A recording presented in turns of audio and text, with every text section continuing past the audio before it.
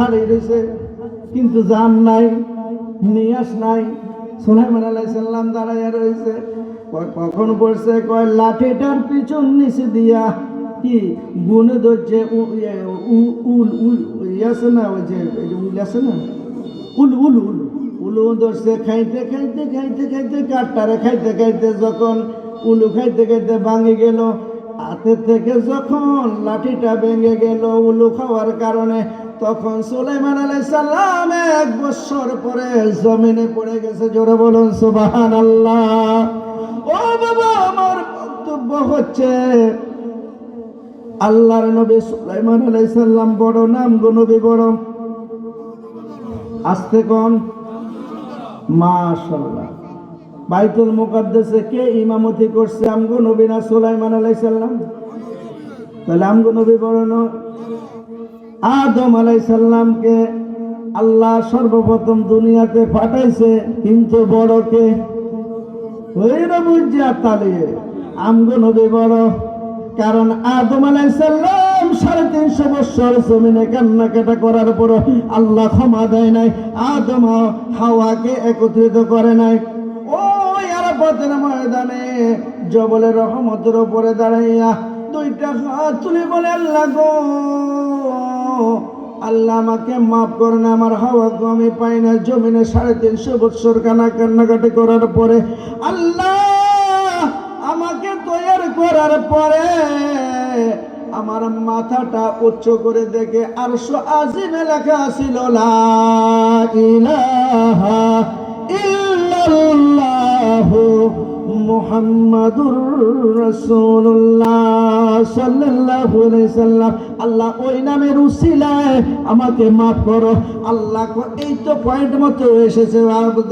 আদম 350 বছর কান্নাকাটা করার প্রয়োজন ছিল না। যখন তোমাকে জান্নাত থেকে তোমাকে তোমার হাওয়াকে পাঠাইয়া দিছি, তখনও যদি আমার বন্ধুর উসিলা ধরতা, আমি আল্লাহ মাফ করে দিতাম। জোরে বলুন সুবহানাল্লাহ। ওই নবীকে যে সুলাইমান আলাইহিস সালাম কি করলো? সুলাইমান আলাইহিস সালামও নবীর পিছে নামাজ পড়ছে, কিন্তু দাঁড়াইয়া আছিল মৃত্যুর পর কয় বছর। আর আমরা যদি লাশ একটা যদি ঘরের ভিতরে মরিতে 500 দিন হরে, সেই ঘরের ভিতরে ঢুকতে পারলি কনসেপ্ট কিনলে সুগন্ধ না দুর্গন্ধ? মাশাআল্লাহ, মুরব্বীরা বুঝি গেছে। সুগন্ধ না দুর্গন্ধ? দুর্গন্ধ। আর সুলাইমান আলাইহিস সালাম কয়দিন খাড়াই আছিল? 1 বছর। এরপরে মাজারে নিয়েছে, কিন্তু 1 বছর দাঁড়াই আসিল। তো 1 বছর এটা হসনকা প্রশ্ন পছনকা। আল্লাহর নবীকে মাটিয়ে খায় না, ওলি আল্লাহকে মাটিয়ে খায় না। আমার ভাই সাদ্দাম একটু আগে ওয়াজ করেছে, আমার কানে বেজেছে, আন্নাবিয়ুনা ওয়াস সিদ্দিকুনা ওয়াস শুহাদায়ে ওয়াস সালিহিন। নবীরা নিয়ামত প্রাপ্ত, সাহাবায়ে কেরামরা নিয়ামত প্রাপ্ত, শুহাদায়ে কেরামরা নিয়ামত প্রাপ্ত, ওলি আল্লাহরা নিয়ামত প্রাপ্ত। তারে মাটিও খায় না গো, জমে আসয় না গো, নবীর প্রেমিক যেই জনা। তারে মাটিও খায় না গো, জমে আসয় না গো, নবীর প্রেমিক যেই জনা। বুঝেননি যে আল্লাহর নবীকে মাটিয়ে খায়নি, গন্ধ বারণি বারো না, মাটিও খায় না, গন্ধেও বারো না। এনারা হচ্ছে আল্লাহর নিয়ামত প্রাপ্ত। ও বাবা হকারি বুজুর্গান দিন যারা, তাদেরকে মাটিও খাবে না, তাদেরকে কি জমিও সয় না। জমিও সয় না এটার অর্থ কি হুজুর মরে না? নি হ্যাঁ মরে। এটাকে বলা হয় শেষ। শেষ মায়ের গর্ভ থেকে দুনিয়াতে এসেছি, দুনিয়াতে এসেছে মায়ের গর্ভ। এর আগে ছিলাম আল্লাহর কাছে, আল্লাহর কাছ থেকে মায়ের গর্ভে, মায়ের গর্ভের জিন্দগি থেকে শেষ হয়ে দুনিয়াতে এসেছি, দুনিয়ার শেষ হয়ে কবরের জিন্দগি, কবরে শেষ হইয়া হাসরের জিন্দগি, হাসর থেকে কবর, হাসর থেকে কি জান্নাত জাহান্নাম বাগ হইয়া যায়।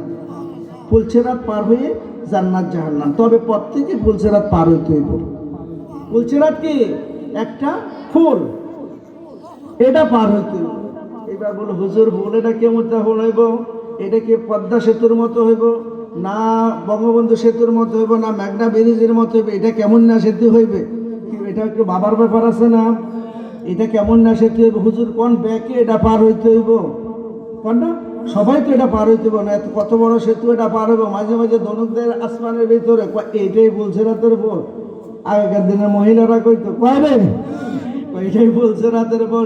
বাবা কিতাবে বলতেছে বলছে রাতের পরটা এমন হবে, আপনার যারা ইমানদার হবে তাদের জন্য একটা প্রশস্ত রাস্তা, আর যারা বেঈমান হবে চুলের চেয়েও চিকন, হীরার চেয়েও ধারাল। যারা বেঈমান তাদের জন্য থাকবে চুলের মতো চুল চুল চুল, আর দাঁড়াল থাকবে কি হীরার চেয়েও আরো দাঁড়ালো থাকবে ফুলচেরাত। এটা পার হইয়া জান্নাত স্পিরিট কেমন হবে, গতি কেমন হবে, জাহান্নামগুলা কোথায় থাকবে জানার দরকার আছে নেই? আল্লাহ কোনো ভাগ করার লাগতো না। এই রবে এই এই ছেলেরে আপনারা যারা যারা আছেন এই গুণা জান্নাতের এটা যাবেন, এটা জান্নাতে যাবেন, আপনারা এই 3 নম্বরটা যাবেন, 4 নম্বরটা যাবেন। একটা সিস্টেম কিভাবে করবেন জানা আছে না? 5 মিনিটে শেষ করে দিতে আছে, যেহেতু উনি একটু ওয়াজ করবে। কিভাবে এটা শেষটা কিভাবে হবে আমরা যদি এখন তারতম্য করি। এই আপনারা এই রুমও 10 জন হতেন, এই রুমও 20 জন হতেন, এই রুমও 6 জন হতেন, একটা লাইন করার লাগতো না? আল্লাহ কিভাবে আপনাকে জান্নাতে, কিভাবে জাহান্নামে, 7টা জাহান্নাম 8টা জান্নাত, কে কোথায় যাবে, কাকে কোথায় কিভাবে রাখবে, ফেরেশতারা কি লাইন মেনটেন করবে না কি করবে, কিভাবে করবে জানার প্রয়োজন আছে না বাবা? বলছেরা যখন আপনি পারে দিবেন গো বাবা, যারা নিয়ামত প্রাপ্ত হবে গো বাবা, যারা নিয়ামত প্রাপ্ত বান্দা হবে তাদের স্পিরিটটা হবে আর বিদ্যুতের চেয়েও, এই যে খাসিল কি দেনি তারপরে ঠুস করে আপনার একটা ইয়ে ঠাডা ইয়ে আসে না, তাদের স্পিরিটটা এত গতি হয়ে যাবে। ছোটবেলা দৌড় দিছেননি, দৌড়ের ভিতরে যায় হাই জাম্প লং জাম্প দিছেননি, যার গতি থাকবে বেশি স্পিরিট সে লাফে বেশি দূরে যায়, আর যার স্পিরিট কম থাকবে লাফে কাছে পড়ে। কথা বুঝে আসেনি? যারা 1 নম্বরে জান্নাতে যাবে, জান্নাতুল ফেরদৌস, তাদের গতিটা হবে বেশি, দূরটা বেশি হবে, তাই একদম গতির হিসাবে সে 1 নম্বর জান্নাতে যাইব। কন্যা সুবহানাল্লাহ। হুজুর এটা কিভাবে হইব, এটা কিভাবে সম্ভব হইব? আমরা তো বুড়া মানুষ মারা গেছি। কয় না যারা জান্নাতে যাবে 16 বা 18 বা 20 বছরের যুবক বানাইয়া দিবে। কন্যা সুবহানাল্লাহ। বুড়া রাখতো না, বুড়া রাখতো না, জোয়ান বানাই দিব, স্পিরিট বানাই দিব। স্পিরিটটা আসবে কই থেকে? স্পিরিটটা আসবে আমল ও ঈমান থেকে। জোরে বলুন সুবহানাল্লাহ। যার আমল বেশি, যার ঈমানের পাওয়ার বেশি, তার স্পিরিটটা বেশি হয়ে যাবে, সে জান্নাতে 1 নম্বর জান্নাতে চলে যাবে। যার আর একটু কম হবে আমল ঈমান, সে 2 নম্বরে। যার আর একটু ঈমান আমল কমে সে 3 নম্বরে। ক্রমান্বয়ে আস্তে আস্তে আস্তে আস্তে নিচের দিকে আসবে। আর যার ঈমান ও আমল থাকবে না, সে ওইভাবে তার স্পিরিটের গতি হিসাবে ওই ফুলছে রাতের নিচে জাহান্নামগুলা থাকবে। ফুলের নিচে কোথায়? ফুলের নিচে জাহান্নামগুলা থাকবে। স্পিরিট কম পড়ে গেছে 1 নম্বর জাহান্নামে, স্পিরিট আর একটু বেশি পড়ে গেছে 2 নম্বর জাহান্নামে, স্পিরিট আর একটু বেশি পড়ে গেছে 3 নম্বর জাহান্নামে। দেখেন আমার মাবুদ কিভাবে আপনাকে আমাকে সিস্টেমে জান্নাতে নেবে জাহান্নামে নেবে। বাবা ধরতে হবে না, বলতে হবে না কে কোন জাহান্নামে থাকবে, কে কোন জাহান্নামে পড়বে, কে কোন জান্নাতে থাকবে, কে কোন জান্নাতে থাকবে, এটা বলার প্রয়োজন নাই। ওই স্পিরিটের গতি থেকে কাটি কেটে নিচের দিকে পড়ে যাবে জাহান্নামে, আর যার স্পিরিট বেশি থাকবে সে জান্নাতে চলে যাবে। জোরে বলুন সুবহানাল্লাহ। কথা বুঝছেন নি বাবা? ঠিক এমনি ভাবে হাসরের ময়দানে আপনাকে মিজানে রাখা হবে, মাপ দেওয়া হবে, মাপ দেওয়া হবে, আমলগুলা মাপ দেওয়া হবে। তবে এখানে একটা কথা আছে, যাদেরকে মিজানে আমলগুলা মাপ দেওয়া হবে, বদার নেক মাপ দেওয়া হবে, যদি রসুল প্রেমিক হয় গো, আল্লাহর রাসূল থাকাইয়া থাকবে, আল্লাহ রাসূল সিংহাসন থেকে তাকাইয়া থাকবে, আল্লাহ রাসূল দেখবে আমার উম্মতের কি হইতেছে। দেখতেছেন নাকের পাল্লাটা হালকা হয়ে গেছে, কিন্তু রাসূল প্রেম ছিল অন্তরে, নবীর প্রেম ছিল অন্তরে। নবীজি তো জানতেন এই দুনিয়াতে তো করিম সের মাঝে এসে নবীজিকে কয়েকবার হইল দুরূদ শরীফ পড়েছেন, জোরে বলেন সুবহানাল্লাহ। কোনদিন দেখো নাই রে রহমতুল লিল আলামিন কেমন রে, কোনদিন দেখো নাই রহমতুল লিল আলামিনের রওজাও দেখো নাই, কথা ঠিক নেই বাবা। কিন্তু আল্লাহ রসুল তো জানে সামনে যা হয় পিছে যা হয় সব কিছু আল্লাহ রসুল জানে। আল্লাহ রসুল বলবে ও ফেরেশতারা রে দাঁড়াও, এই লোকটার কি হয়েছে? বলবে ইয়া রাসূলুল্লাহ ইয়া হাবিবাল্লাহ, নবী গো তার আমল নামা মাপ দেওয়া হয়েছে। আবার দাও, কন্যা সুবহানাল্লাহ, আবার দাও। রসুলের কথা অনুসারে আবার বদ দুই পাল্লা এভাবে রাখা হবে, দেখবে হাসে নাকের পাল্লাটা হালকা, বদের পাল্লাটা বেশি। আল্লাহ রাসূল নিজের এই আস্তারা থেকে একটু শীত বাহির করিয়া নাকের পাল্লায় দিয়ে দেবে, জোরে বলেন সুবহানাল্লাহ। সাথে সাথে নাকের পাল্লাটা বাড়ি হইয়া যাইবে। আপনি কে গো, এত বড় উপকার করেছেন, আমি তো আপনাকে চিনি না। কয় আমাকে চিনো না, আমি তো তোমাকে চিনি। আরে সাইল থেকে তোমরা আমাকে কিয়াম করেছো, মিলাদ পড়েছো, দুরূদ শরীফ পড়েছো। আমি তো তুই সেই রহমতুল লিল আলামিন, যেই নবীকে ভালোবেসেছো, যেই নবীকে কখনো দেখো নাই গো, যেই নবীকে না দেখি কলমা পড়েছো লা ইলাহা ইল্লাল্লাহ মুহাম্মাদুর রাসূলুল্লাহ, আমি তো সেই রহমতুল লিল আলামিন। জোরে বলুন সুবহানাল্লাহ। আহলান সাহলান বলে জান্নাত নিয়ে যাবে, জোরে বলুন সুবহানাল্লাহ।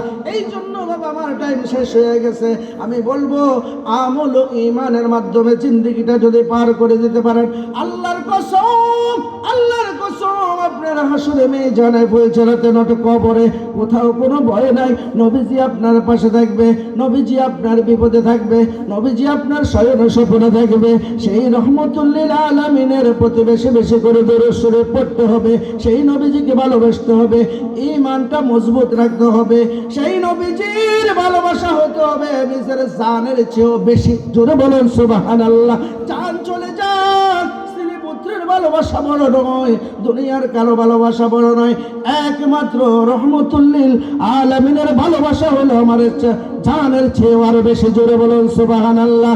রহমতে আলম নবী নূরে মুজাসসাম, সাহাবারা আতর বানায় ওই নবীজির গাম, সাহাবারা আতর বানায় ওই নবীজির গাম। রহমতে আলম নবী নূরে মুজাসসাম, সাহাবারা আতর বানায় ওই নবীজির গাম।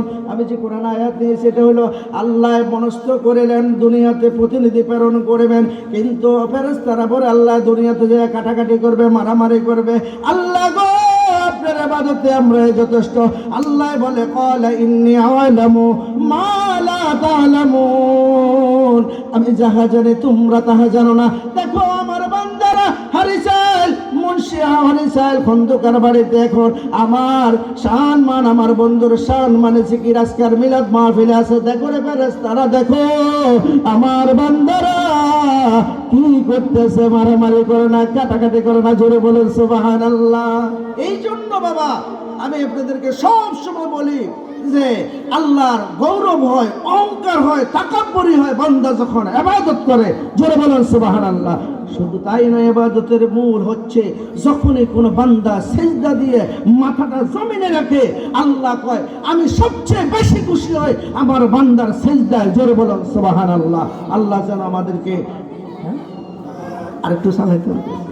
এই জন্য বাবা সিজদা যখন বান্দা চলে যায়, আল্লাহ বলে দুনিয়ার মানুষ রে, আমাকে সেজদা করেছ, আমার অহংকার হয়, আমার তাকাব্বুরি হয়। ও ফেরেশতারা তাকাও, জমিনের দিকে তাকাও, আমার বান্দারা কিভাবে আমাকে সেজদা দিয়েছে, আমার কুদরতে কদমে সেজদা দিয়েছে। আমাকে কখনো দেখে নাই, আমার বন্ধুকে দেখে নাই। আমার বন্ধুকে না দেখে, আমাকে না দেখে ইবাদত গুলা করতেছে। এই জন্য আমি আল্লাহ খুশি হয়ে গেলাম। জোরে বলেন সুবহানাল্লাহ। এই জন্য আমি কোরআনের যে আয়াতটা নিয়েছি, যে সেই কোরআনের আয়াত আল্লাহ বলতেছে তোমরা কি করো, আমল করো। তোমরা কি করো, আমল করো। তবে কেমন আমল করবেন না, আবার কোন আমল? কিছু কিছু ক্ষেত্রে আছে আমল করে কিন্তু ঈমান নাই। আমি গত 2-3 দিন আগে একটা ফেসবুকে দেখলাম যে লেখছে বিশ্ব ইজতেমাতে, টঙ্গীতে বিশ্ব ইজতেমা না থাকো, বিশ্ব ইজতেমাতে যদি 1 রাকাত নামাজ পড়ে, কয় রাকাত? 1 রাকাত নামাজ পড়লে 49,000 কোটি রাকাত নামাজের সওয়াব হয়। নামাজুল্লাহ কইতেন না? 49,000 কোটি রাকাত নামাজের সওয়াব হয় বিশ্ব ইজতেমাতে 1 রাকাত নামাজ পড়লে। কন্যা নাউজুবিল্লাহ, নাউজুবিল্লাহ কইতেন না? 49,000 কোটি রাকাত নামাজ সওয়াব। আর আল্লাহ রাসূল কইতে আছে দুনিয়ার সমস্ত মসজিদগুলোতে নামাজ পড়লে সব এক, শুধু 3টা মসজিদ ব্যতীত। কয়টা মসজিদ? সে বাইতুল মুকাদ্দাস, রাসূলের রওজা শরীফ, আল্লাহর খানে কাবা, এই 3টা। আর যত মসজিদ আছে বাইতুল মুকাররম কোন, আর আমনের ওই হাজীগঞ্জ বড় মসজিদ কোন, মুন্সিবাড়ি জামা মসজিদ কোন, ও এতটা মসজিদ কোন, সব মসজিদে একই সমান। কান্না সুবহানাল্লাহ। আর এতারা কয় ইজতেমাতে নামাজ পড়লে 49 কোটি রাকাত নামাজের সওয়াব। এমন ইবাদতারি আসলে নাই কি? ঈমান নাই কি? ঈমান নাই। ঈমান যদি থাকতো তাহলে জীবনে এই কথা বলতে পারতো না। কারণ এটা হচ্ছে ঈমান নিয়ে যাওয়ার কথা। আল্লাহ রাসূল বলতেছে বাইতুল মুকাদ্দাসে নামাজ পড়লে কত রাকাত নামাজ সওয়াব?